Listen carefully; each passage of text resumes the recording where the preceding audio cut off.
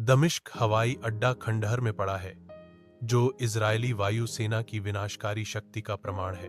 बचाव दल मलबे से गुजर रहे हैं। झिलमिलाती रोशनी तबाही पर खौफनाक छायाएं डाल रही हैं। अराजकता के बीच एम्बुलेंस तैयार खड़ी हैं, जो खोई हुई और टूटी हुई जिंदगियों की एक गंभीर याद दिलाती हैं। एक ईरानी कमांडर विनाश का सर्वेक्षण करता है। उसका चेहरा क्रोध और संकल्प का मुखौटा है। बदले की भावना से भरी आवाज में ईरानी कमांडर प्रतिज्ञा करते हैं, हम निश्चित रूप से इसका बदला लेंगे। इजराइल को कीमत चुकानी पड़ेगी।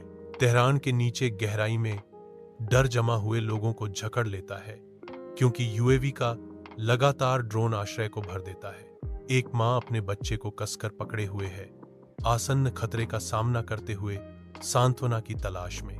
एक बूढ़ा आदमी चुपचाप अपनी माला फेरता है, अराजकता के बीच शांति पाता है। एक युवक की आवाज तनावपूर्ण चुप्पी को तोड़ती है, यह कब खत्म होगा? हम कब तक यहाँ छिपे रहेंगे? गूंजती हुई गूंज तेज होती है, सीमित स्थान में सामूहिक चिंता को बढ़ाती है। तनावपूर्ण संयुक्त राष्ट्र आपातकालीन बैठक के अंदर वैश्विक शक्तियां युद्ध विराम शर्तों पर भिड़ती हैं, जो संभावित वैश्विक संघर्ष का मंच तैयार करती हैं। अमेरिकी प्रतिनिधि इजराइल के लिए दृढ़ता से वकालत करने के लिए खड़ा है, दृढ़ संकल्प का सामना करता है।